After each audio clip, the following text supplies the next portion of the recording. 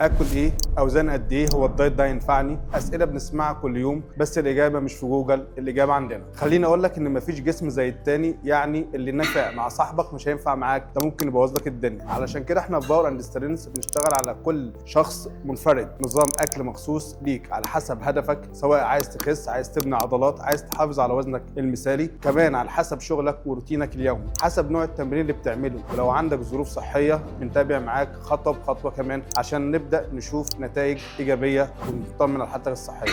مفيش عندنا حرمان، مفيش ورقه مكتوبه وخلاص، نظام اكل واقعي يناسب يومك وتعرف تمشي عليه سنين مع التعديل مع التطوير ليه علشان يكون مناسب معاك في كل مرحله من حياتك. نشتغل معاك اسبوع باسبوع، نعدل ونطور على حسب استجابتك. فلو زهقت من كل الانظمه الغذائيه الجاهزه اللي انت مشيت عليها وما وصلتش نتيجه، تواصل معانا في باور اند سترينث، هنوفر لك خطه تغذيه مخصوصه ليك. كلمنا دلوقتي وابدا اول اسبوع بنظام اكل معمول مخصوص لجسمك بطريقه احترافيه يوصلك لهدفك.